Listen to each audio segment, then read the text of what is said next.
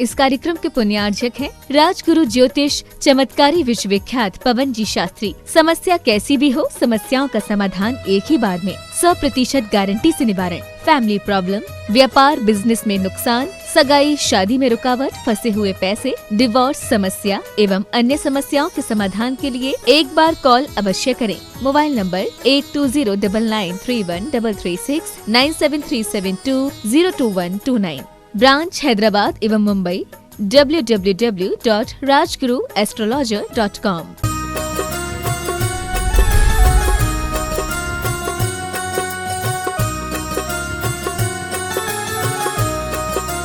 श्री 108 प्रमाण सागर जी महाराज की, बोले परम पूज्य मुनिवर श्री निर्वेक सागर जी महाराज की, बोले परम पूज्य मुनिवर श्री शीतल सागर जी महाराज की।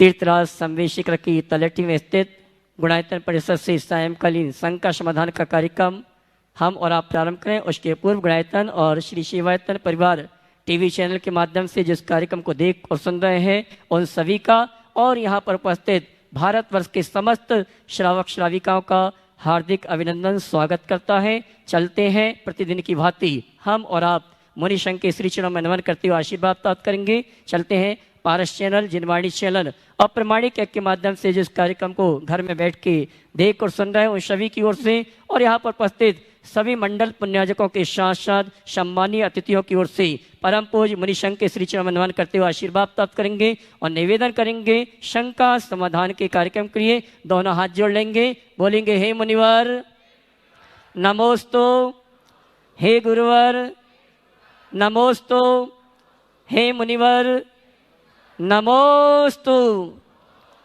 आइए मुनि संघ के आशीर्वाद से हम और आप संघ का समाधान का कार्यक्रम प्रारंभ करें। उसके पूर्व आज जिन्होंने गुणायतन का अवलोकन करते हुए गुणायतन से जुड़ने का सौभाग्य प्राप्त किया है, ऐसे शुद्धि पुण्यार्जक परिवारों के नामों की घोषणा की जा रही है। अगर आप उपस्थित हैं तो अपने स्थान में खड़े होकर गुरुवार का आशीर्वाद प्राप्त करेंगे और कैमरा में सभी को कवर करेंगे। निर्माण निधि के रूप में श्रीमती ज्ञानमाला जी, अशोक कुमार जी झांसी, वसंत जिनप्पा रजुआ सांगली, श्रीमती स्नेहलता, श्री हेमंत कुमार जी पाटनी जयपुर।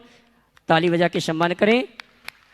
और आइए जिन्होंने स्वर्ण दान देकर अपने जीवन को स्वर्ण रूप प्रदान किया है, शुभांशी जैन पुत्री श्री सुमति जी, सुपनील जी शांतिनगर जबलपुर, श्रीमती सविता जी, देवेंद्र कुमार जी नागपुर, श्रीमान सुनील जी, प्रतिभा जी, सुवी जी, राहुल जी, शानवी जी जबलपुर, श्रीमती सरोज जैन डालचंद जी ने ग्रेटर नोएडा और श्रीमती पुष्पा जी, राजकुमार जी, संगीता जी, अनमोल चौधरी लाडगंज जबलपुर। इनके सम्मान में जोरदार ताली बजाकर इनका सम्मान करें। इसके बाद दोगे ना?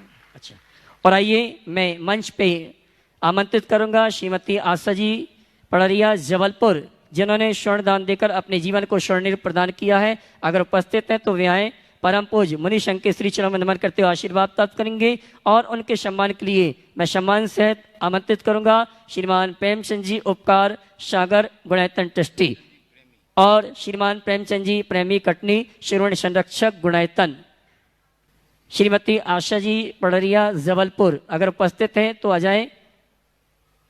और आइए इसी क्रम में स्वर्ण दान देकर जिन्होंने अपने जीवन को स्वर्ण प्रदान किया है श्रीमती उर्मिला जैन धर्मपत्नी श्री चंद्र प्रकाश जी नोएडा। इन्होंने स्वर्ण लगभग 58 ग्राम सोना प्रदान किया है गुणायतन के लिए।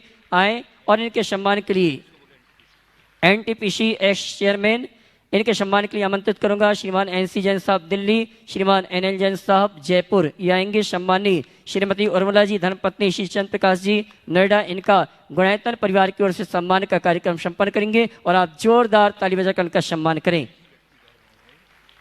और आइए इसी क्रम में स्वर्ण दान देने का सौभाग्य प्राप्त किया है श्रीमती उर्मिला जी नोएडा, अगर उपस्थित हैं तो वे जाएं। इस परिवार का कल शांति धारा करने का भी भाव इन्होंने व्यक्त किया है। श्रीमती उर्मिला जी धर्मपत्नी श्री चंद्र प्रकाश जी नोएडा और इनके सम्मान के लिए मैं आमंत्रित कर रहा हूं गुणायतन के कार्याध्यक्ष श्रीमान एनसी जैन साहब दिल्ली, श्रीमान एनएल जैन साहब कोषाध्यक्ष जयपुर। ये आएंगे।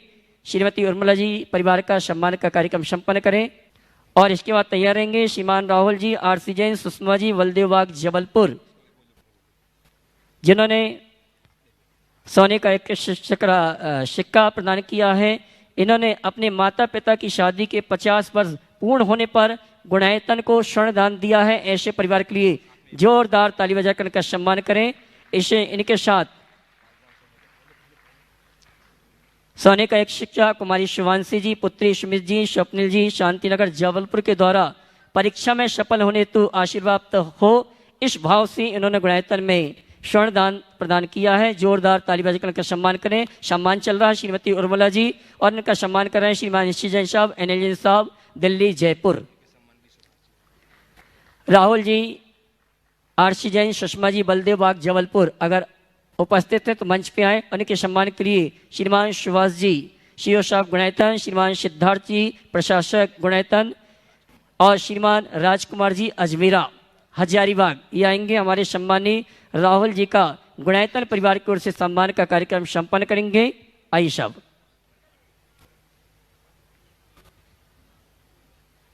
भैया राहुल जी है क्या आप? राहुल जी है। आइए, इनके सम्मान के लिए मैंने आवाज दी है। श्रीमान सुभाष जी, सीओ साहब गुणायतन, श्रीमान सिद्धार्थ जी, प्रशासक गुणायतन और श्री राजकुमार जी अजमेरा हजारीबाग, ये आएंगे। राहुल जी परिवार का सम्मान का कार्यक्रम संपन्न करेंगे। मैं चाहूंगा ऐसे परिवार के लिए जोरदार ताली बजाकर इनका सम्मान करें। निर्माण सारथी के रूप में श्रीमान आशीष जी, अमित जी, सुपुत्र श्रीमती अनीता जी, सूरजमल जी, विदिशा मध्य प्रदेश, इनके सम्मान के लिए श्रीमान प्रदीप जी काला रांची और श्रीमान अतुल जी, शीतल जी लाधानी, बक्सरा गुजरात, ये आएंगे। आशीष जी का गुणायतन परिवार की ओर से सम्मान का कार्यक्रम संपन्न करेंगे। श्रीमान आशीष जी और चलते हैं गुणायतन में सूत्रधार के रूप में जुड़ने का अवसर प्राप्त किया श्री नवीन कुमार जी, लाड़भाई, वैभव जी, श्वेता जी, सौरभ, राशि जी, मीनाक्षी जी, साक्षी, दिव्यांश, शुभ, सारांश जी, हरसोरा परिवार, भवानी मंडी, झालावाड़, राजस्थान, 91वीं सालगिरह के उपलक्ष्य पर सूत्रधार बनने का सौभाग्य प्राप्त किया। इनके सम्मान के लिए नहीं श्रीमान प्रदीप जी काला और अतुल जी, शीतल जी लाधानी आएंगे। नवीन कुमार जी भवानी मंडी, झालावाड़, राजस्थान का सम्मान करने के लिए। आइए साहब। और इसी क्रम में अगले सूत्रधार के रूप में गुणायतन से जुड़ने का सौभाग्य प्राप्त किया श्रीमान सुनील जी, प्रतिभा जी, शुभी जी, राहुल जैन, शानवी जैन, जबलपुर मध्य प्रदेश, हमारे बीच उपस्थित हैं। जबलपुर से श्रीमान सुनील जी, यही नहीं ना, इनके सम्मान के लिए मैं आमंत्रित करूंगा कोलकाता से श्रीमान रमेश जी सरावगी और श्रीमान अशोक जी पांड्या, महामंत्री गुणायतन गिरिडीह आएंगे। सम्मानी आइए श्रीमान सुनील जी, प्रतिभा जी, शुभी जी, राहुल जी, शानवी जैन, जबलपुर मध्य प्रदेश, इनके सम्मान के लिए सम्मान सहित आमंत्रित हैं। रुक जा थोड़ा। इनके सम्मान के लिए हमारे कोलकाता से श्रीमान रमेश जी सरावगी और महामंत्री गुणायतन श्रीमान अशोक जी पांड्या गिरिडीह आएंगे। हमारे सम्मानी सूत्रधार परिवार का सम्मान का कार्यक्रम संपन्न करेंगे और आप जोरदार ताली बजाकर इनका सम्मान करें। साहित्य सहयोग में कानपुर से श्रेयांश कुमार जी, विपुल जी, आराधना जी, पारुल जी, अतुल जी, पूर्णिमा, सूचित, आर्यन जैन परिवार, इन्होंने परम पूज्य मुनिवर के साहित्य को घर घर तक पहुंचाने में सहयोग प्रदान किया। इनके लिए जोरदार ताली बजाकर इनका सम्मान करें। पूजन द्रव्य में बरसोई कटिहार से निर्मल जी, राजकुमार जी, बसंत जी, आशा जी, किशोर जी, हेमा जैन परिवार, इन्होंने भी पूजन द्रव्य में सहयोग प्रदान किया। जोरदार ताली बजाकर इनका सम्मान करें।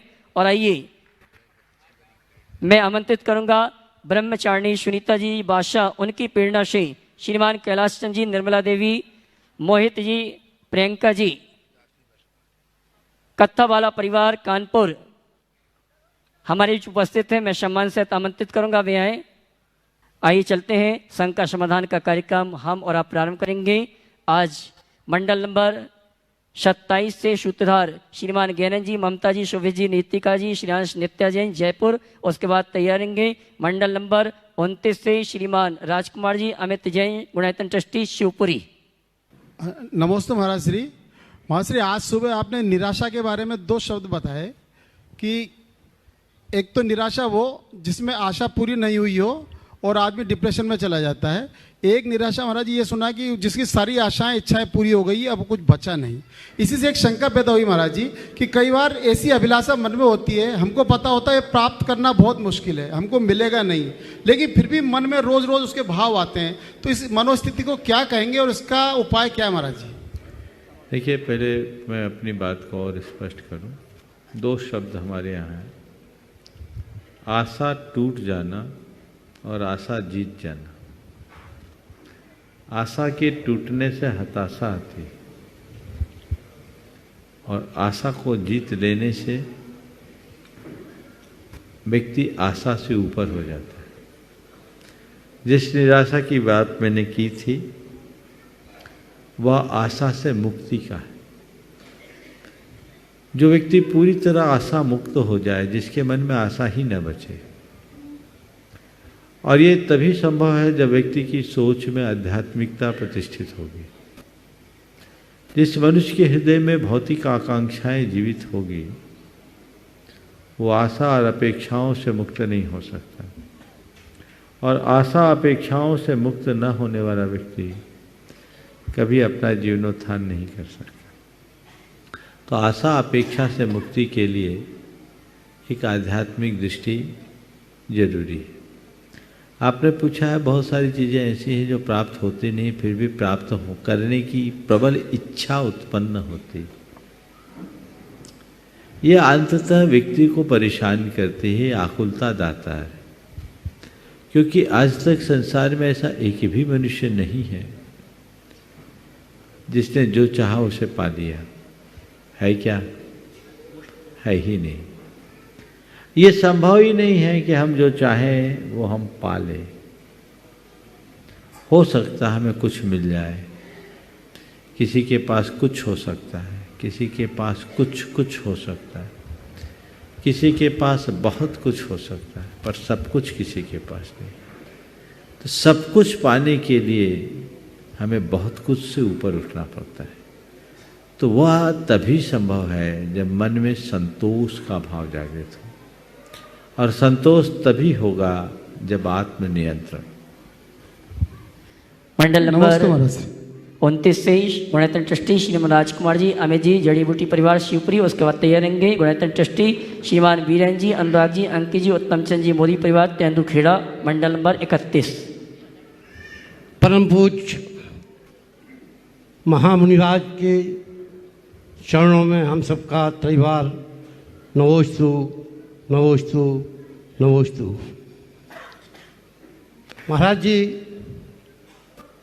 हम पहली बार इस आयोजन में शामिल हुए हैं और इस आयोजन को देख के ऐसा लगता है कि पूर्व में हमने कैसे पुण्य किए होंगे कि ऐसा संयोग, सोने में जो सुगंधी जैसा संयोग मिला है कि इस शाश्वत भूमि में सिद्धों की गुणानुवाद कर रहे हैं और महामुनिराजों के पाद मूल में। तो भगवान, हम ऐसा क्या पुण्य लेके आए थे और क्या पुण्य लेके जाएंगे, हम अनुभूति तो कर रहे हैं, मगर आपके मुख से हम सुनना चाहते हैं कि भगवान कि ऐसा क्या संयोग रहा।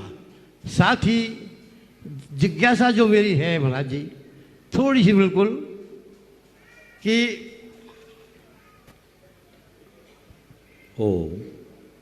देह से परे आत्मा के अस्तित्व का ज्ञान विज्ञान की पकड़ से परे है। इसका विवरण मात्र धर्म ग्रंथों में ही मिलता है, जबकि विज्ञान ने हर क्षेत्र में महारत हासिल की है। भगवान, तो ऐसा क्या कारण है कि जो जीवन का आधार आत्मा है, आत्म तत्व है, जो जीवन का सार है, उस पर ये विज्ञान बिल्कुल मौन है। बहुत अच्छी बात आपने की। जहाँ तक पहला सवाल है उस संबंध में मैं कहूँगा, ये तो तय है कि आप सब लोग कुछ लेकर आए थे इसीलिए यहाँ आए, है ना। और मैं इसमें एक बात और जोड़ता हूँ, लेकर तो आए ही हो, सच्चे अर्थों में देखा जाए तो कुछ देकर भी आए हो, कुछ ना कुछ दिए हो कि नहीं। तो लेना और देना एक दृष्टि से हो गया, अब क्या लेकर जाना है तय हमें करना है। योग मिलना बहुत दुर्लभ है और उस योग का प्रयोग करना और अधिक दुर्लभ है। ये सुयोग आप सबको प्राप्त हुआ है, आप आनंदित है। जो आता वो यही कहता है, महाराज जी बहुत आनंद आ रहा है। अक्सर लोग बोलते हैं अब तो हम बार बार आएंगे, आनंद है। लेकिन ये 8 दिवस का आनंद मात्र न बने, ये विधान जीवन की टर्निंग पॉइंट बन जाए। हम सिद्ध चक्र विधान कर रहे हैं, सिद्धि के लिए नहीं, शुद्धि के लिए करें, जीवन का उत्कर्ष होगा। हम पुण्य की बात करते हैं, पाप के क्षय की बात करते हैं, ये सब बातें परोक्ष हैं, प्रत्यक्ष नहीं। लेकिन यदि हमारी सोच, चिंतन धारा और व्यवहार में परिवर्तन आता है तो ये सब इनका प्रत्यक्ष लाभ है। तो जो आनंद है ये जीवन की स्थायी संपत्ति बननी चाहिए। ऐसा प्रयास कीजिए, ऐसी भावना भाइये कि 8 दिन तक हम जो विधान करें वो हमारे मन के सारे व्यवधान को दूर करे, हमारे जीवन का विधि विधान बदल दे, हमारे जीवन का संविधान बदल दे और जीवन को एक अच्छा आदर्श दे।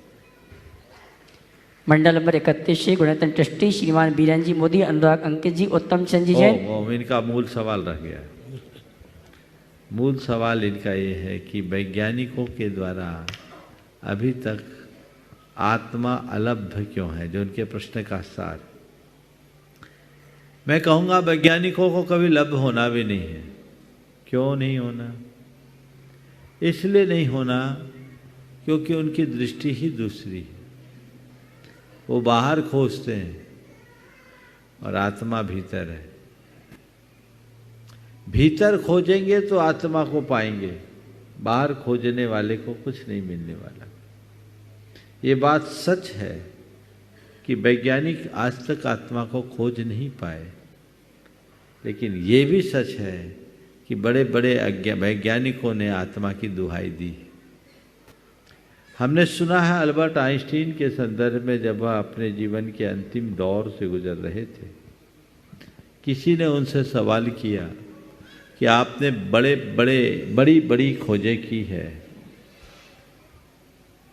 क्या आपके जीवन की कोई और खोज शेष रह गई? तो आइंस्टीन कुछ पल के लिए गंभीर हुए और उन्होंने कहा, हाँ, मेरी एक खोज अधूरी रह गई। सबके सब आश्चर्यचकित हो गए कि एटॉमिक एनर्जी का इन्वेंशन करने वाला वैज्ञानिक ये कह रहा है मेरी एक खोज अधूरी है और उसके अभाव में मेरी सारी खोजें अधूरी लगती हैं। आखिर ऐसे क्या चीज आपकी अधूरी रह गई? तो उन्होंने कहा, जिस शक्ति के बल पर मैंने इतनी सारी खोजें की, वो खोज कराने वाले की खोज मेरी अधूरी है।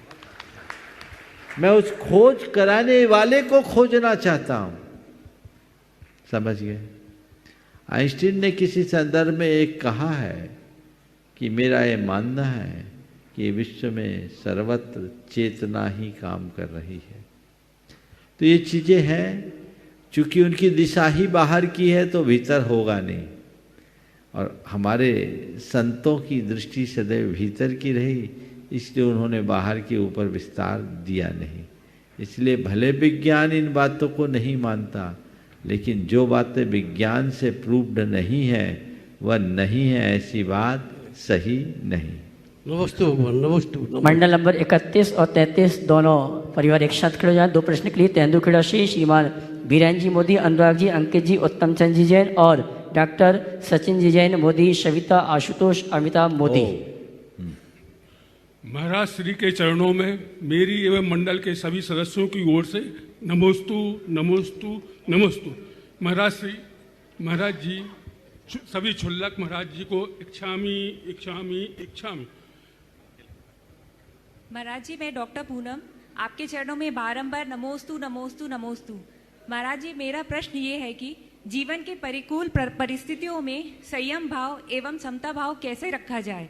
बहुत अच्छी बात। सबसे पहले तो मैं एक बार कहूँगा, एक बार जितने अपने पूरे कुनबे के साथ नमोस्तु कर लो, पूरे संघ को, सब लोग कर लो जल्दी से। महाराज जी आशीर्वाद दे दो, सबको आशीर्वाद। अब नमोस्तु में समय मत गंवाना, मुंडी झुका के नमन करके सवाल कर लेना, तो बहुतों का सवाल के लिए समय बच जाएगा। नहीं तो 20-30 सेकेंड तो आपकी भूमिका में चले जाते हैं। ऐसे देखे तो कम से कम 2 व्यक्ति का हिस्सा कटता है, इसलिए इसका ध्यान रखना। आपने पूछा है प्रतिकूल परिस्थिति में अपने मन में स्थिरता कैसे लाए। अक्सर ये सवाल आता है, मैंने अनेक बार इस पर प्रकाश डाला है, पर मैं इस संदर्भ में अति संक्षेप में केवल 4 बातें आप सबसे कहूँगा कि परिस्थितियों को बदलना हमारे बस की नहीं है, पर परिस्थितियों के प्रति अपना दृष्टिकोण जरूर बदला जा सकता है।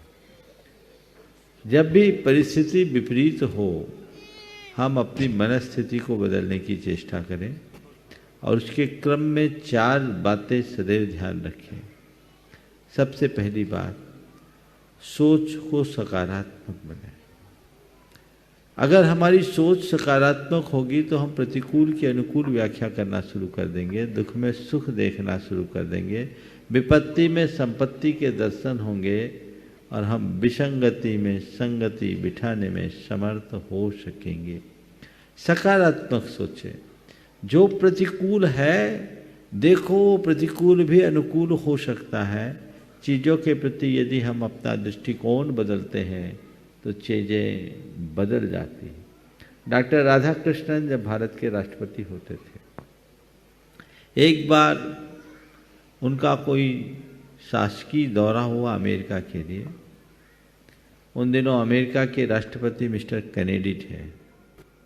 वो जब अमेरिका गए तो मौसम खराब हो जाने के कारण उनका विमान निर्धारित स्थान से पहले उतार लिया गया और वो सीधे कार से गए, व्हाइट हाउस गए कार से। प्रोटोकॉल के अनुसार उनका जो स्वागत सत्कार था वो सब धरा रह गया। मिस्टर कैनेडी ने, जो अमेरिका के राष्ट्रपति थे, उन्होंने अपनी ओर से अफसोस जाहिर करते हुए कहा, हमें इस बात का अफसोस है कि प्रकृति के मौसम के अनुकूल न रहने के कारण हम आपका सही सत्कार नहीं कर सके। उस समय डॉक्टर राधाकृष्णन ने जो बात कही आपके सवाल के संदर्भ में बड़ा प्रेरक है।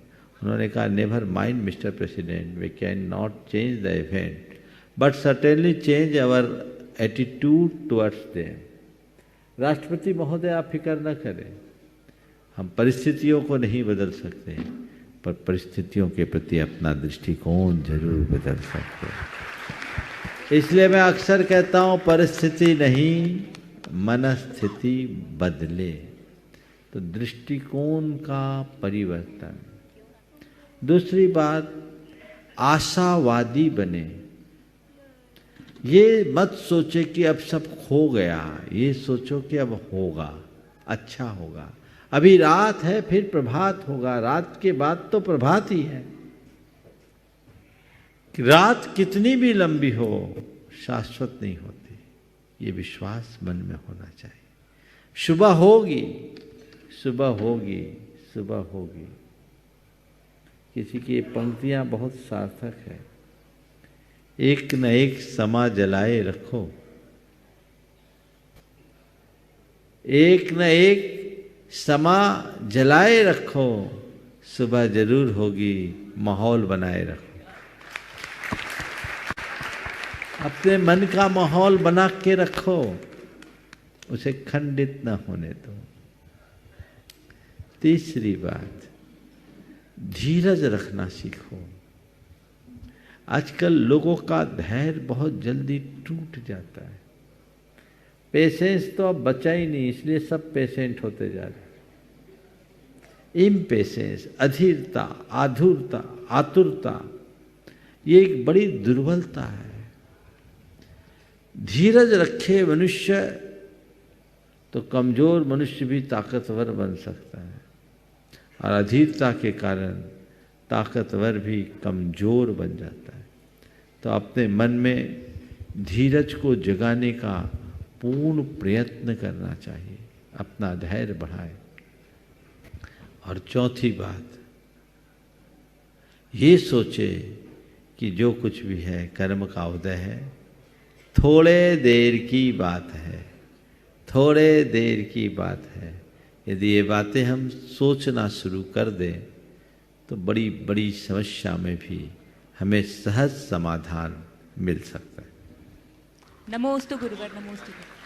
मंडल नंबर 33 से एक प्रश्न और मंडल नंबर 35 से श्रीमती छाया जी मानिक चंद जी औरंगाबाद।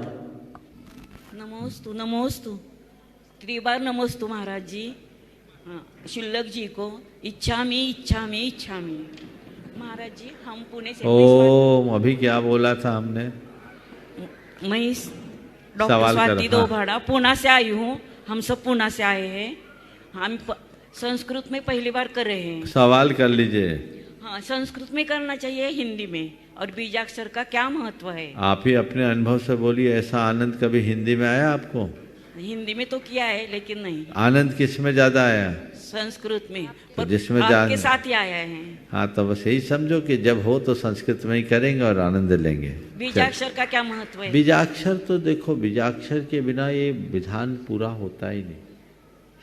हम मंडल की संरचना करते नहीं और मंडल विधान कहते हैं। तो मंडल कहाँ है? मंडल किसको बोलते हैं? मांडने का नाम मंडल है क्या? मैंने कल भी बताया था अपने उद्बोधन में, दिव्य शक्तियों के आह्वान के लिए तैयार गुप्त रेखा चित्र का नाम मंडल है। तो ये मंडल बिना बीजाक्षर के नहीं होते हैं। इसमें सारे मंत्र हैं और ब्रह्मांड के सारे मंत्रों की स्थापना इसमें। सिद्ध चक्र विधान में मंत्र तंत्र यंत्र तीनों है। मंत्र की आराधना हम करते ही हैं। ये जो मंडल है ये यंत्र है और इसकी जो वैदिक व्यवस्थाएं हैं 8, 16, 32, 64, 128, 256, 512, 1024 द्विगुणित क्रम, ये एक प्रकार का तंत्र है। तंत्र का मतलब युक्ति। क्यों डबल डबल किया? ये तंत्र है। और इस मंडल की संरचना में जो विभिन्न प्रक्रियाएं की जाती है 8 दिशाओं में, वो एक तंत्र है। तंत्र का मतलब क्या होता है? आज तंत्र शब्द बदनाम हो गया। तंत्र का मतलब होता है युक्ति, प्रक्रिया, जिससे हमारा रास्ता खुलता हो। तो ये एक ऐसा संपूर्ण विधान है जिसमें तीनों का समावेश है। उनका लाभ हमें उसी समय तभी मिलेगा जब हम उस प्रक्रिया से करेंगे। इसलिए जिन्हें भी विधान करना हो बीजाक्षर के साथ करो, मांडना में। और मैं अभय भाई से कहूँगा, अपने पास अगर पुराने मंडल रखे हैं तो लोगों को उपलब्ध कराओ, गांव-गांव में जाए। अब तो चूंकि पूरा सेट आ गया।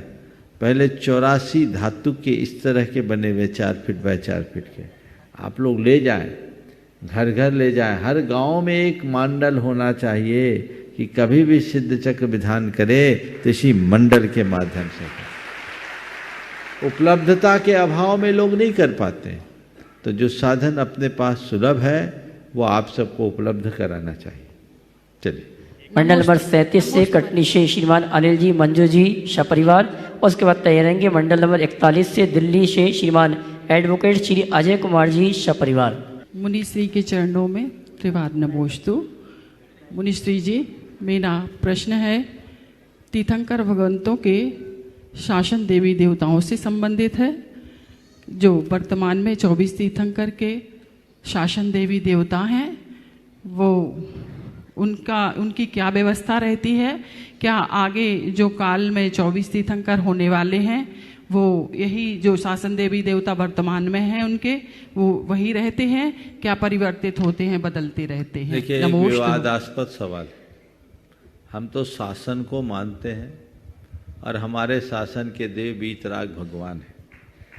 इसके अलावा हमें और किसी से कोई लेना देना ही नहीं। बाकी शासन देवी देवताओं का उल्लेख है, लेकिन उसमें लिखा शासन अधिरक्षार्थम कल्पिता परमागमे, ये शब्द दिया है। और बहुत सारी बातें हैं जिनका उल्लेख मैं अपने मुख से नहीं करना चाहता, लेकिन मैं अपना अभिमत बहुत दृढ़ता के साथ आप सबके बीच रख सकता हूँ कि मुझे पंच परमेष्ठी के अलावा और किसी के शासन की जरूरत नहीं है। और ये पंच परमेष्ठी का शासन ही सर्व शासन है। उनकी शरण में रहो, बाकी इधर उधर ताकने झांकने का कोई औचित्य नहीं है। अब जिनकी श्रद्धा हो, मान्यता हो, इच्छा हो, रुचि हो, उनकी वो जाने। मैंने अपना अभिमत प्रकट कर दिया। गुणायतन सूत्रधार श्रीमान अजय कुमार जी दिल्ली, उसके बाद तैयार रहेंगे श्रीमान कैलाश चंद जी बजाज, शुभम जी बजाज, मीना जी बजाज, रायसेन। आखिरी गुरुदेव, यहाँ पर 108 मंडलीय सिद्ध चक्र विधान में जितने भी व्यवस्थापक है, भोजन वाले, सामग्री वाले, एडमिनिस्ट्रेशन वाले, सभी को मैं अनेक अनेक धन्यवाद देता हूं जिन्होंने अकल्पनीय व्यवस्था की है। मैं चाहता हूं सभी जोरदार तालियों से स्वागत करें, उनका उत्साह बढ़ाएं। गुरुदेव, मेरे प्रश्न करेंगे आप। बोलो। महाराज जी के चरणों में नमोस्तु। मेरा प्रश्न ये है कि मंदिर जी में परिक्रमा और विधान में जो परिक्रमा लगाते हैं उसकी क्या विशेषता है और कैसी शुद्धि होनी चाहिए? देखिए, परिक्रमा हमारी भक्ति का एक अंग है। हमारे शास्त्रों में मूलतः 3 परिक्रमा का उल्लेख आता। तिक्तो, तिव्यन, तिरियन, शुद्धो, भाले संस्थाप्याति परित्याग। लेकिन परंपरा है 7 बार परिक्रमा करने की, जो गजरत आदि की फेरी होती है, उसे 7 परम स्थान का प्रतीक बोलते हैं। आजकल परिक्रमाओं का चलन बढ़ गया। अब 108 परिक्रमा भी होते हैं, मंदिरों में परिक्रमा होती है। एक जगह एक बहन जी बहुत तेजी से दौड़कर परिक्रमा कर रही थी। मैंने कहा, आप परिक्रमा करें, हाथ में माला थी। बहुत तेजी से दौड़ते दौड़ते परिक्रमा कर रही थी। बाद में जब मेरे पास दर्शन के लिए आई, मैंने कहा, बहन जी आप इतनी दौड़ के परिक्रमा क्यों कर रही थी? बोले, डॉक्टर ने कहा शुगर बढ़ गया, थोड़ा चला करो, तो मैंने सोचा इधर उधर चलने से अच्छा भगवान की परिक्रमा करो। अब ये भी एक दृष्टिकोण है। अगर सकारात्मक दृष्टि से देखें तो इधर उधर मटकने की इच्छा जगह उतना का कहना था, इस बीच हमारी माला भी हो जाती है, तो माला फिर जाती है, तो माला के अनुसार कार्य हो जाता है। पर ये एक भक्ति का अंग है। जहाँ तक सवाल है परिक्रमा करने का, तो भगवान के समक्ष इलियापत शुद्धि पूर्वक परिक्रमा होनी चाहिए। यानी 4 हाथ जमीन देखकर, न तेजी से दौड़ते हुए और न अति धीमे चलते हुए, एक सलत मंधिम गति के साथ चले, जीवों को बचाते हुए, भाव भक्ति के साथ प्रभु का गुणगान करते हुए करें, तभी ठीक हो। ओम। मंडल नंबर 43 श्रीमान कैलाश चंद जी, शुभम जी, मीना जी बजाज, रायसेन।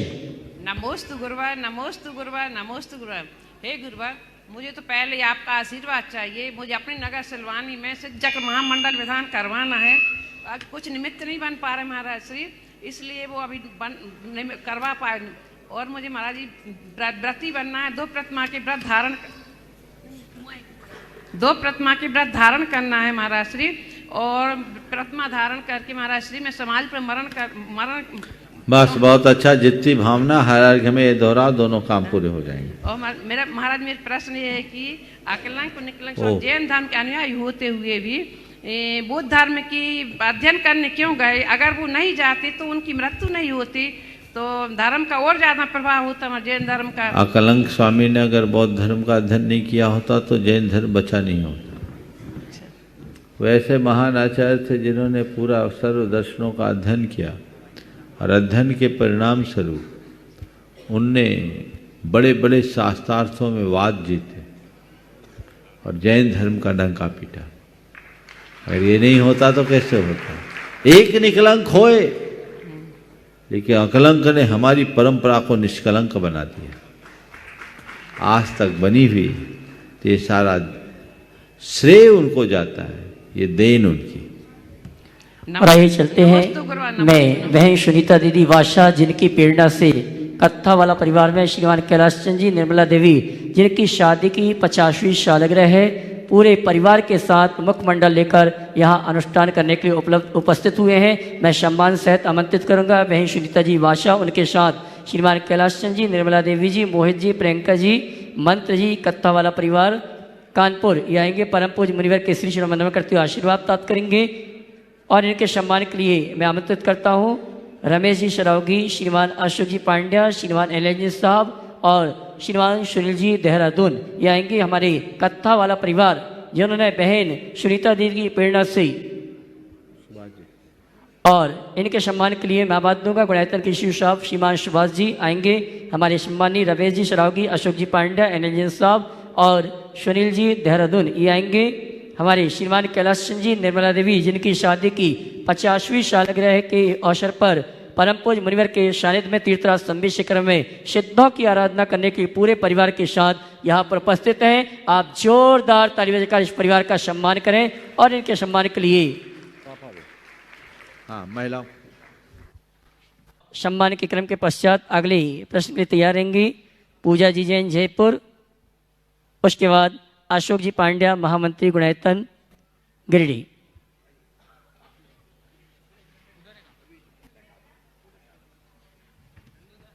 हाँ, मेरा सम्मान के लिए मैं आमंत्रित करूंगा गुणायतन परिवार के श्रोणी संरक्षक श्रीनिवास सुशीला जी पाटनी किशनगढ़ वे आए। कत्ता वाले परिवार की श्राविकाओं का सम्मान गुणायतन परिवार की ओर से संपन्न करें। श्रीमती सुशीला जी पाटनी,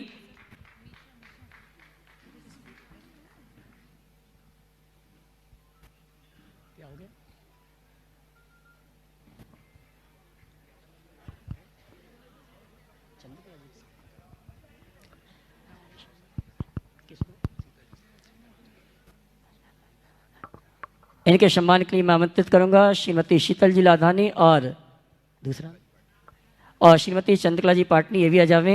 हमारी श्रीमती निर्मला देवी जो इनका शादी की 50वीं सालगिरह है, उस अवसर पर पूरे परिवार के साथ यहाँ पर विधान के लिए उपस्थित हुए हैं।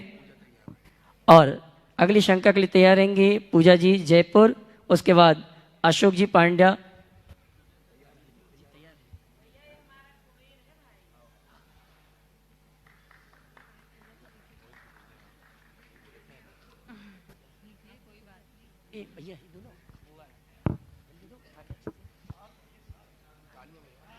गुणायतन की अनुकृति के माध्यम से हमारे कैलाश चंद जी, निर्मला देवी, मोहित जी, प्रियंका जी, मंत्र जी, उनका सम्मान हमारे सम्मानी रमेश जी सरावगी, अशोक जी पांड्या, एनएलजन साहब, सुनील जी देहरादून, श्रीमती सुशीला जी पाटनी, चंद्रकला जी पाटनी और श्रीमती शीतल जी लाधानी, ये सभी कर रहे हैं। भैया माइक चालू कर देना महाराज साहब को। ओम खड़े हो। देखिए, ये परिवार बड़ा उदार परिवार है और कैलाश चंद जी, निर्मला देवी जी तो है ही, इस पूरे परिवार की धुरी है मोहित, जिसे बहन सुनीता प्यार से कुबेर बोलती। बड़ा उदारता की मूर्ति, हर कार्य में बढ़ चढ़ करके हिस्सेदारी लेने वाले। अभी मोहित ने आकर मुझसे कहा कि महाराज जी, पिताजी के 50वीं सालगिरह पर मैं 50 पूरे यहाँ गुणायतन को समर्पित करता हूँ। समझ गए? ये इनके भाव हैं और भी करते रहते हैं। ऐसे ही भाव सबके होने चाहिए। अपने माता पिता को यहाँ विधान करने के लिए ये कहा कि हम दुनिया में 50वीं का कार्यक्रम करेंगे, हमारा पैसा पाप में खर्चा होगा, वो पैसा हमें पाप में न लगाकर परमार्थ में प्रभु आराधना में करना है। ये एक उत्तम भावना है और लोगों को भी ऐसे लोगों से प्रेरणा लेनी चाहिए। कैलाश चंद जी मेरे पास पहली बार आए, लेकिन ये नियमित श्रोता है, घर से ही सारे निर्देश दे दे के काम कराते रहे हैं और पूरा परिवार आज यहाँ उपस्थित हुआ है। एक बार जोरदार करताल ध्वनि से इनका अभिनंदन करें और इस परिवार को प्रेरित करने वाले इस परिवार की जो बेटी जैसी है, बेटी ही है बहन सुनीता, जिसे अपनी तीसरी बेटी के रूप में देखते हैं और बराबरी से ध्यान देते हैं, उनकी बहुत बड़ी प्रेरणा रही है। एक बार जोरदार उनका भी अभिनंदन कर दीजिए। तालियां आपकी कम बज रही हैं, अच्छे से बजाइए थोड़ा। हाँ, सबसे बड़ी बेटी यही है। उनकी छोटी बेटी बता रही है कि हमारी सबसे बड़ी बहन है, ये तीसरी बेटी नहीं पहली बेटी है। बहुत अच्छा संबंध इनका बना है और सभी को ऐसे ही संबंध बना के रखना चाहिए। बहुत बहुत आशीर्वाद। मंत्र का सम्मान करो छोटे बेटे का। जो इनके परिवार का भविष्य, इनका करो सम्मान। हाँ करो करो करो, ले जाओ जल्दी, सम्मान करो। वो छापा रखा है पीछे। इस घर का पूरा भविष्य है, तिलक है। हाँ, साफा समेत।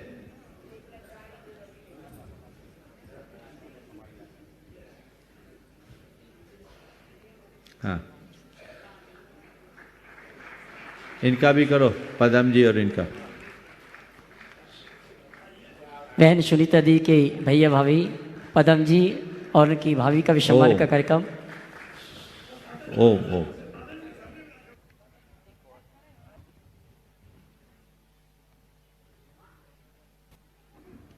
क्या बात। देखिए, एक और विशेष बात, एक बार फिर से जोरदार करतध्वनि कर दीजिए। बहन सुनीता हर कार्य में उदारता से तो अपना योगदान देती ही रही है। इस विधान के प्रारंभ से ही, इस विधान में चूंकि उनके भैया भाभी पदम जी और उनकी श्रीमती जी यहाँ आई भी है, सुनीता बहन का शुरू से भाव था कि मुझे अपने परिवार को गुणायतन के शिरोमणि संरक्षक के रूप में जोड़ना है, और आज इन्होंने इसकी औपचारिक घोषणा भी कर दी है। एक बार बहन सुनीता को भी, बहनें आएगी, सम्मान करेगी सुनीता और का। मैं शकुन दीदी और बहनों को आमंत्रित करूंगा, वे आए। इनका भी सम्मान करो। और आज पदम जी गुणायतन के शिरोमणि संरक्षक प्रेमचंद जी पदम जी पारस और सुनीता बहन का परिवार है, जो हर बार प्रतिदिन हर कार्य में बढ़ चढ़ कर के हिस्सा लेता है। आज वो शिरोमणि संरक्षक के रूप में यहाँ पर घोषित हुए। तालियां आपकी नहीं बज रही, क्या बात है।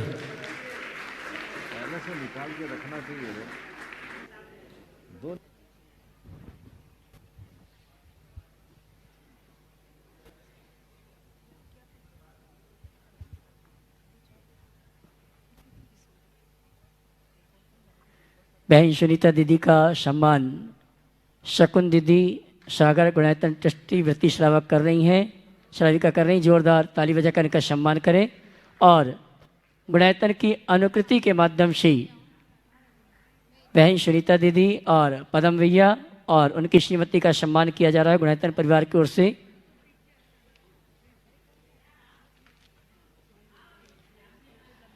शिवाजी सिंह साहब, अशोक जी पांड्या, श्रीमान सुनील जी देहरादून, शकुन दीदी और रमेश जी शरावगी गुणायतन अनुकृति के माध्यम से हमारे पदम जी और उनकी बहन सुनीता जी और उनकी भाभी का सम्मान कर रहे हैं। जोरदार ताली बजाकर उनका सम्मान करें। तालियां बजाइए अच्छे से। हम यहाँ देख के बोल रहे हैं कौन कौन सम्मान करेगा।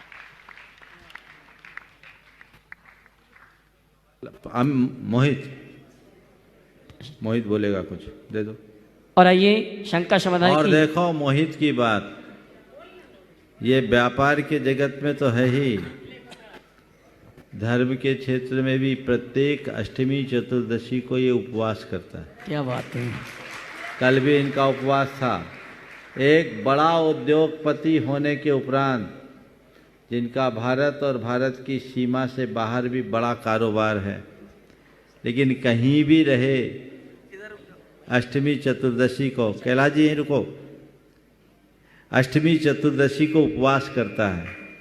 लोगों को प्रेरणा लेनी चाहिए।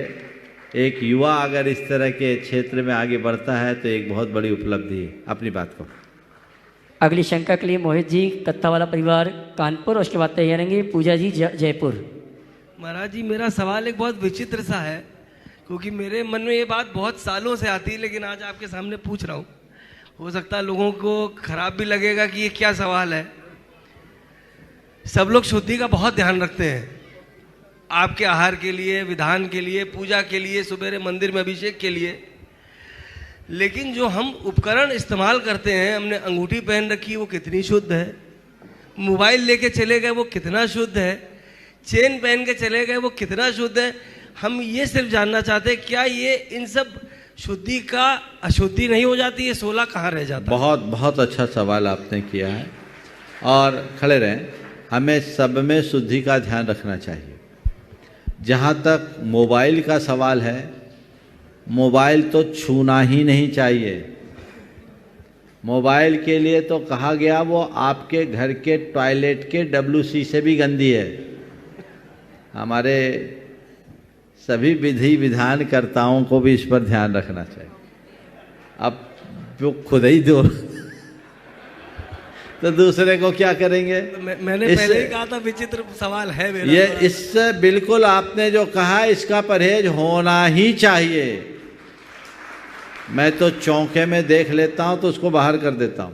क्या लगा रहता है? अब क्या करें? अब कहाँ छानबीन तो हम नहीं कर सकते, कहाँ खोसे कहाँ नहीं खोसे, लेकिन ये विवेक सबको रखना चाहिए। जहाँ तक घड़ी, अंगूठी, चश्मे का सवाल है, इसका भी ध्यान रखना चाहिए। पर यदि कोई स्वर्ण धातु की चीज़ें हैं तो स्वर्ण धातु को निर्मल माना जाता है। सोना एक ऐसा पदार्थ है कि मल में भी गिर जाए तो उसे मलिन नहीं मानते। और बचपन में याद होगा कि कभी कोई अशुद्धि हो जाए तो सोने के पानी से नहा लेने पर शुद्ध हो जाते। तो आप माला सोने की गले में पहन सकते हैं, दूसरी माला को पहनने में उसकी शुद्धि करनी पड़ती है। तो सोने की अंगूठी हो, सोने की माला हो, सोने की चेन हो, तो वो चीज़ें तो ठीक है। और बात भी यही सही है, शायद इसीलिए व्यवस्था बना दी गई कि जगह जगह उतारेंगे तो फिर सोना ही खत्म हो जाएगा, तो शायद इसलिए बनाई हो। तो स्वर्ण धातु की तो चूँकि परंपरागत मान्यता है, वो मल ग्रहण नहीं करता, निर्मल माना जाता है। लेकिन अन्य जितने भी उपकरण हैं इनकी शुद्धि तो होनी ही चाहिए, तभी मन शुद्धि, वचन शुद्धि, काय शुद्धि, आहार जल शुद्ध है कहना सार्थक हो। नमस्ते महाराज जी। पूजा जी जयपुर, उसके बाद तैयारेंगे गुणायतन के महामंत्री श्रीमान अशोक जी पांडा गिरिडीह। नमस्ते महाराज। आज की नारी सब पर भारी, पर आज की नारी पर है बहुत बड़ी जिम्मेदारी। महाराज जी, मैं अपना परिचय एक सशक्त भारतीय माँ, बहन, बीवी, बेटी, दोस्त के रूप में देना चाहूँगी। पर उसके साथ साथ मैं मेरा परिचय में एक और चीज़ जोड़ूंगी कि मैं एक कंफ्यूज मिडिल एज वुमन हूँ जो इस डिस्ट्रैक्शन में अपनी ये जो दुनिया है, मिथ्या है, इसमें अपनी एक्चुअल स्ट्रेंथ एंड वीकनेस दोनों ही भूल गई हूँ। महाराज जी, मुझे आपकी हेल्प चाहिए उसे वापस से याद करने में, उसे वापस से रिमाइंड कराने में, ताकि मैं खुद भी डिस्ट्रैक्ट ना हूँ और जो मेरे पीछे मेरी नई जनरेशन आ रही है मैं उससे भी डिस्ट्रैक्ट होने से बचा सकूँ। इसका एक ही का उपाय है कि अपने आप को पहचानो कि मैं हूँ कौन। वो ही मदद चाहिए। जो आपने अपने आप को मान रखा वो आप हो ही नहीं। और संसार के सभी प्राणियों के साथ यही एक बीमारी हो गई। जितने लोग आज डिस्ट्रैक्शन के शिकार हो रहे हैं तरह तरह से, और जिस तरह के कन्फ्यूजन की बातें आपने की हैं, ये आज की इस रंगीन दुनिया की रंगीन सोच का साइड इफेक्ट है। इससे बचने का एक ही उपाय है कि हम अपने आप को जाने, अपने आप को पहचाने कि आखिर हम हैं कौन। आपने अपना परिचय इस रूप में दिया कि मैं एक मिडिल एज की कंफ्यूज वुमन हूँ। सच्चे अर्थों में देखा जाए तो न कोई स्त्री है, न कोई पुरुष है, न कोई नपुंसक है। क्या हो अपने आप को पहचानो। ये तो नाम और रूप है। नाम और रूप में हूँ कहाँ? ये तो ऊपर का चोला है। ये जो आपने अपने आप को मान रखा, अपना परिचय जिस रूप में प्रकट किया, ये कब से है? ये जन्म से है। इसके पहले क्या था? नहीं पता, वही जानना है। इसके बाद क्या होगा? नहीं पता। ये तो पता है कि जन्म के पहले भी मैं थी और मृत्यु के बाद भी मैं रहूंगी। हाँ। तो बस उसे देखो जो जन्म के पहले भी था और मृत्यु के बाद भी रहेगा। हमारा जीवन केवल जन्म और मृत्यु की दो घटनाओं के मध्य सिमटा हुआ जीवन नहीं। हमारा जीवन एक लंबी संतति है जो जन्म के पहले भी था और मृत्यु के बाद भी रहेगा। वो मैं हूं, मैं एक आत्मा हूं, वही मेरा स्वभाव है। उस आत्मा के स्वरूप को पहचानते ही व्यक्ति के हृदय में एक आध्यात्मिक क्रांति प्रकट होती है। सच्चे अर्थों में अभी अपने आप को जिस रूप मान रखा है वह सब एक काल्पनिक छवि है।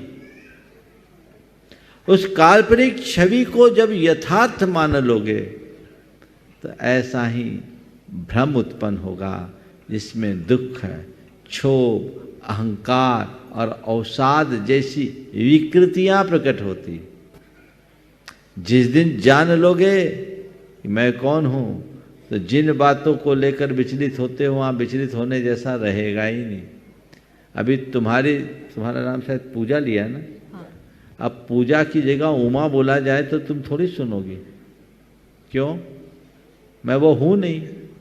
और उमा के ऊपर कोई कितना भी चार्ज लगाए, ब्लेम करे, तो तुम्हें कोई फर्क पड़ेगा क्या? नहीं। मैं तो पूजा हूँ, मैं उमा नहीं हूँ। बस जिस दिन तुम्हें ये समझ में आ जाएगा मैं आत्मा हूँ, देह नहीं हूँ, सब परिवर्तित। जो मैं हूँ उसे पहचानो। हमारे सारे दुखों के निवारण की कुंजी है ये। मुश्किल ये है कि मनुष्य सबको जानता है, खुद को छोड़कर। खुद को जानने की कोशिश करे, उस रास्ते को अंगीकार करे, पथ प्रशस्त हो।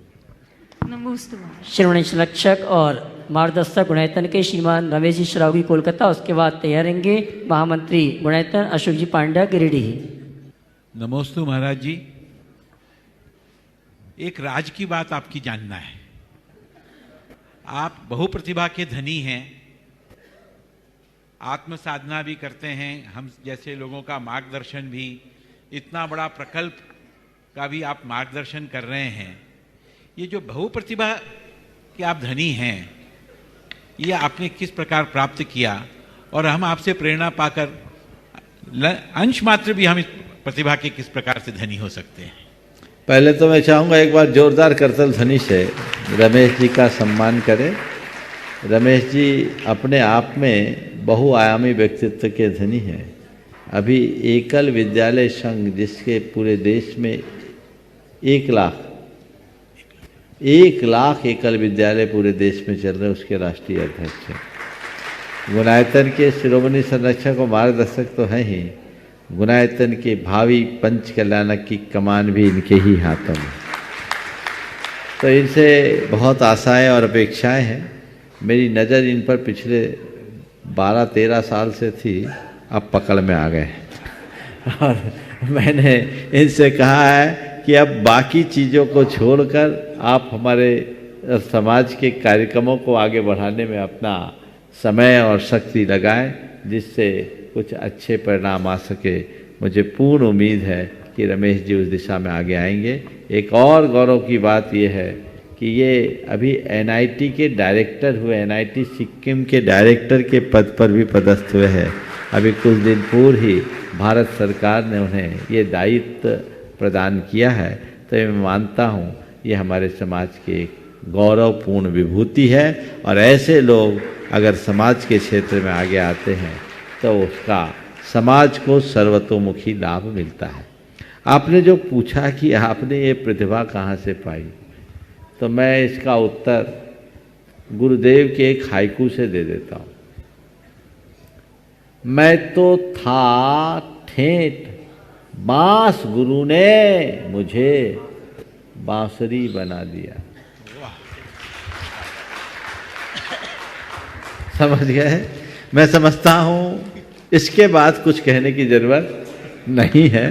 तो बस यही है, बांस को बांसुरी बनते देर नहीं लगती, लेकिन उसके लिए बांस को सब तरह से तैयार होना पड़ता है। जब किसी शिल्पी का संसर्ग अनगढ़ पत्थर को मिलता है, तभी उससे प्रतिमा बन पाती है, भगवान बन पाते हैं। उसके लिए उस जैसा समर्पण चाहिए।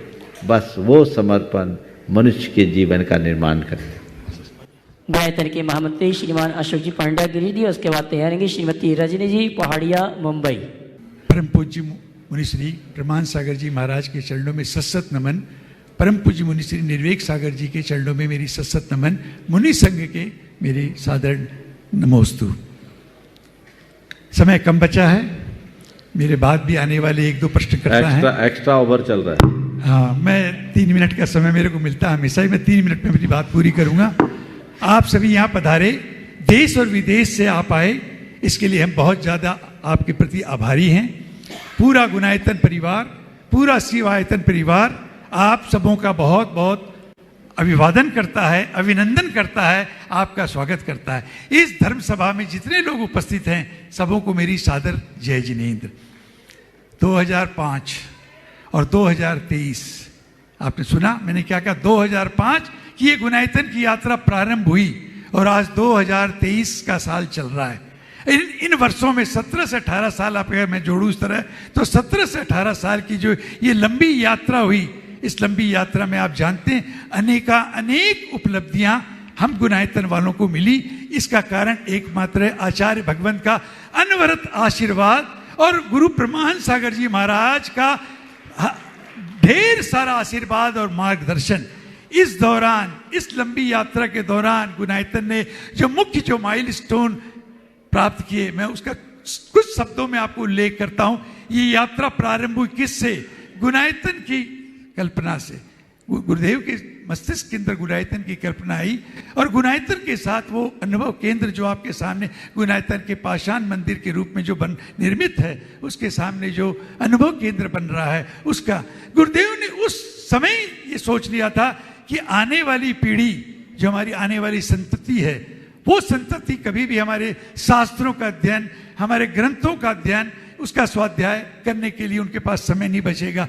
गुरुदेव ने उस समय वो चिंता की और आज उसका प्रतिरूप हमको दिख रहा है। क्या दिख रहा है कि सही में ये बात सही है। जिस दिन ये अनुभव केंद्र लोकार्पण जिसका होगा, सारी दुनिया निश्चित ही एक ही शब्द हमको गुरुदेव कहते हैं, हमारी पूरी कमेटी को, जो करो वाह करो। लोग आने वाले देखें तो कहे वाह, ये विश्व का सबसे बेहतरीन प्रस्तुति हो, चाहे वो हमारा अनुभव केंद्र हो, चाहे पूर्ण पाषाण के रूप में बनने वाला पंचायतन शैली के अंदर बनने वाला हमारा श्री मंदिर जी हो, चाहे शस्त्रकूट जिनालय हो, चाहे साधना व संस्कृति हो, चाहे संत निवास हो। ये सारी जितनी परियोजनाएं हैं ये निर्माण हैं और आने वाले दिनों के अंदर इसकी पूर्णता होने जा रही है। कल के सत्र के अंदर, कल जबकि पहला सत्र था इस महामंडल अनुष्ठान का, और श्रीमती हमारी परम आदरणीय श्रीमती सुशीला जी पाटनी ने एक बात कही अपने छोटे से वक्तव्य में। क्या कही आपको स्मरण है कि नहीं? मैं आपको बताता हूं। उन्होंने उठते एक बात कही कि गुरुदेव, मैंने ऐसी भव्यता और ऐसी शोभा और ऐसी सुंदर व्यवस्था अपने जीवन में, मैंने बहुत सारे छोटे बड़े जितने भी देश के अंदर आयोजित होते हैं हर तरह के अनुष्ठान, धार्मिक अनुष्ठान, लेकिन मेरा अनुभव इस अनुष्ठान के लिए बिल्कुल विपरीत है और ये इतिहास रचने जा रहा है। ये सुशीला जी पाटनी का उद्गार थे, उनके मन के उद्गार थे। और आज उसी बात की पूर्णावृत्ति श्रीमान राजकुमार जी जड़ी बूटी वाले शिवपुरी वालों ने अपने वक्तव्य में ये बात कही कि मेरा ये पहला अनुभव है इस तरह के अनुष्ठान में आने का, और मैं आकर के इतना अभिभूत हूँ, इतना प्रभावित हूँ कि मेरे को लगता है कि मैं जाऊं नहीं, और जाऊं तो ऐसी सुखद भावना, ऐसे सुखद विचार लेकर के जाऊं कि पुनः मेरा बार बार गुणायतन की ओर आने का मन करे। ये है गुणायतन, ये है प्रभु की, ये गुरुदेव का आशीर्वाद। और आपको बता दूं कि आने वाले दिनों में आपको और नई चीजें गुरुदेव ने हम लोगों को लक्ष्य दिए। मैं उसके लिए अधिकृत नहीं हूं कि उसकी मैं घोषणा करूं, लेकिन दो बड़े लक्ष्य हम लोगों के समक्ष, हमारी कमेटी के समक्ष रखे हैं, जिसका थोड़ा सा हल्का सा संकेत हमारे अध्यक्ष महोदय ने कल अपने उद्बोधन में दिया था। मैं उसको विस्तार से बोलने के लिए अधिकृत हूं। आने वाले समय में आपको बताया जाएगा। बहुत ही बेहतरीन लक्ष्य हम लोगों के सामने गुरुदेव ने रखा। आचार्य श्री का परम आशीर्वाद हम लोगों को उस लक्ष्य को प्राप्त करने का मिला है। और मैं समझता हूं कि हमारे जो अध्यक्ष महोदय श्री विनोद जी काला और उनके नेतृत्व में जो उनकी कमेटी चल रही है, प्रबंध कारिणी चल रही है, निश्चित ही उन लक्ष्यों को भी प्राप्त करने में कहीं पीछे नहीं रहेगी। पुनः आप सबों को मेरी तरफ से, पूरी गुणायतन कमेटी की तरफ से, श्री सेवायतन कमेटी के से आपको बहुत बहुत साधुवाद। और आप जितने शेष दिन बचे हैं, मैं उम्मीद करता हूं कि हमारी कमेटी, हमारी व्यवस्था में कहीं भी कमी नहीं रखेगी। अगर कहीं त्रुटि हो जाए तो मैं पूरी कमेटी की तरफ से आपसे क्षमा प्रार्थी हूँ। धन्यवाद। सादर जय जिनेंद्र। गुरुवर के चरण में मेरी सत्संग नमन। पहले महाराज जी। और आइए चलते हैं मंच पर विराजमान मुनिवर श्री निर्वेक सागर जी महाराज के श्री चरण वंदन करते हुए अगली शंका के लिए। मुनिश्री को नमोस्तु करते हुए, बहुत से श्रावक जो अपनी बात कह नहीं पाते, किंतु हमें लगता है उनके परिवार में एक समस्या है। वो आपके सामने रखते हैं। शायद जब तक वे पति पत्नी थे तब तक आपस में संबंधों में बहुत मिठास थी या कोई झगड़ा नहीं था, किंतु जब से माता पिता बने हैं कुछ समस्या उनके सामने पैदा हो गई। और जैसे जैसे बच्चे बड़े होते जा रहे हैं, माँ का विचार होता है कि हमारे बच्चे आधुनिकता की दौड़ में पीछे ना रह जाएं, इसलिए बहुत स्मार्ट बने, अच्छा सीखें, बहुत ज़्यादा दौड़ में आगे बढ़ें। किंतु पिता की भावना होती है कि हमारे बच्चे हमारे पारंपरिक व्यवसाय के अनुसार रहें, हमारे बच्चे हमारी कुल परंपरा का आदर्श स्थापित करें और हमारे बच्चे जो हैं हमारे अनुकूल धर्माचरण करें। इस बात को लेके दोनों में प्रायः खटक पटक चलती रहती है और ये इतनी बड़ी समस्या है कि वो कह नहीं पा रहे। तो वास्तव में माता पिता बनने के बाद ये जो समस्या पैदा हो गई, माँ और पिता की विचारधारा बच्चों के लेके भिन्न भिन्न है। कृपया आप समाधान करें कि उनको बच्चों को लेकर के उनका वात्सल्य बढ़ता चला जाए, लेकिन उनके बीच की खटास ज़्यादा ना बढ़े। नमस्ते। बहुत बहुत ही आवश्यक, प्रासंगिक और सामयिक प्रश्न महाराज श्री ने उठाया। ये घर घर की बीमारी है। बच्चों के भविष्य को लेकर तो अक्सर तनातनी दिखती है और एक दो तो प्रकरण अदालत तक पहुंच गए। सबसे पहली बात तो मैं ये कहूँगा कि माँ बाप को अपने बच्चों के प्रति अपना दृष्टिकोण बदलना चाहिए। उन्हें ये समझना चाहिए कि बच्चे हमारे बच्चे हैं, कलेजे के टुकड़े हैं, जी के लाल हैं, एसेट नहीं। आज लोगों ने अपने बच्चों को अपना एसेट मानना शुरू कर दिया। ये जो चीज़ है ये सारी इस फसाद की जड़ है, तो वो सोच बदलनी चाहिए। दूसरी बात, बच्चों के भविष्य के विषय में सोचे, आधुनिकता को अपनाएं। मैं उसके विपक्ष में कतई नहीं हूँ, लेकिन मौलिकता को सुरक्षित रखते हुए। आधुनिकता की ओट में यदि मौलिकता खंडित हो जाए, छिन्न भिन्न हो जाए, तो फिर हमारे पास क्या बचेगा। हम एक बात जरूर कहेंगे, हो सकता है महिलाओं को मेरी बात नागवार गुजरे, लेकिन हम एक बात जानते हैं, हमारे सामने दो मॉडल है, एक परंपरागत व्यवसाय का और एक नए तरीके से किए जाने वाले व्यवसाय का। परंपरागत व्यवसाय का मॉडल आज तक सफल रहा है, आगे भी सफल रहेगा। उसमें दो ही स्थिति में व्यक्ति फेल हुए हैं, यदि नीति गलत अपनाए तब और नियत खराब करे तब। अगर सही नीति और सही नियत हो तो परंपरागत व्यवसाय में आज तक कभी विफलता नहीं मिली, 100% सक्सेस रहा है। लेकिन जो नए तरीके से करते हैं उनमें 90% लोग फेल्योर की तरफ जाते हैं, 10% ही सफल होते हैं। मानता हूँ उठते हैं तो बहुत उठ जाते हैं। तो इसलिए इस मामले में हमें अपनी पुरातन परंपरा को याद रखना चाहिए, क्योंकि ये अनुभूत सत्य है। पहले बच्चा पढ़ लिख कर आता था तो बच्चे के भविष्य की जिम्मेदारी उसके पिता के हाथों होती थी और पिता के हाथों उसका दामन सौंप दिया जाता था। पिता उसका भविष्य तय करता था और बेटा उसका अनुकरण करता था। उसको आदेश दे दिया जाता था, बेटा तुझे ये करना है, और बेटा वो करके अपना कर्तव्य भी दिखा देता था, अपनी काबिलियत को भी प्रकट कर देता था। माँ का उसमें कोई रोल नहीं। तो यदि मुझसे राय लेना चाहो, मैं मानता हूँ आज महिलाएं मुझसे कहेगी महाराज तो पुराने ख्यालों के हैं, लेकिन मैं अपनी राय रखने में चूकना नहीं चाहता। मुझसे राय लो तो मैं ये कहूँगा, माँ का काम है बच्चे को संस्कार देना और पिता का काम है बच्चे को संवार लेना। माँ संस्कार दे, पिता संवारे। कुछ जगह जो भावनात्मक रूप में गड़बड़ियाँ होती है उससे बहुत उल्टे परिणाम होते हैं। कई जगह ऐसा भी देखने में आया कि माताएं बच्चों का ज़्यादा पक्ष लेती है तो बच्चों का भविष्य बिगड़ जाता है। हो सकता है कुछ अपवाद में पिताओं के साथ भी ऐसा होता हो, लेकिन जो हमारी परंपरागत परवरिश रही है, यदि उस तरह की परवरिश आज के बच्चों में हो तो हमारे नौनिहालों को निहाल होने में देर नहीं लगेगी। लेकिन जो आज अधुनातन सोच है, आज की जो महिलाएं हैं बहुत पढ़ी लिखी ग्रेजुएट है, सब उच्च शिक्षा संपन्न है, और उनके अंदर का जो ये पढ़ा लिखा का अभिमान है, पढ़े लिखे होने का अभिमान है, वो उनको बार बार परेशान करता है। मैं अपनी राय क्यों नहीं दे सकती, मैं पढ़ी लिखी हूँ। और कईयों में तो ऐसा है कि माँ ज़्यादा पढ़ी लिखी, पिता कम पढ़े लिखे, तो ये सब गड़बड़ियाँ होती हैं।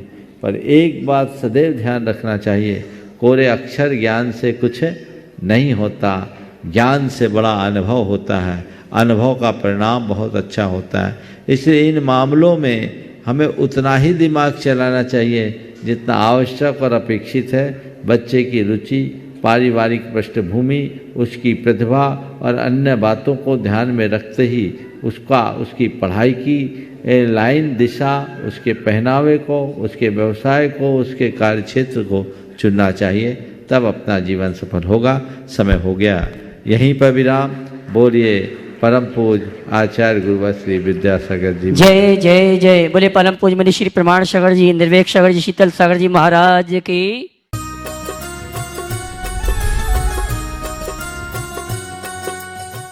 इस कार्यक्रम के पुण्यार्चक थे राजगुरु ज्योतिष चमत्कारी विश्वविख्यात पवन जी शास्त्री। समस्या कैसी भी हो, समस्याओं का समाधान एक ही बार में, 100% गारंटी से निवारण। फैमिली प्रॉब्लम, व्यापार बिजनेस में नुकसान, सगाई शादी में रुकावट, फंसे हुए पैसे, डिवोर्स समस्या एवं अन्य समस्याओं के समाधान के लिए एक बार कॉल अवश्य करें। Mobile number 8209931336 9737202129। ब्रांच हैदराबाद एवं मुंबई www.rajguruastrologer.com।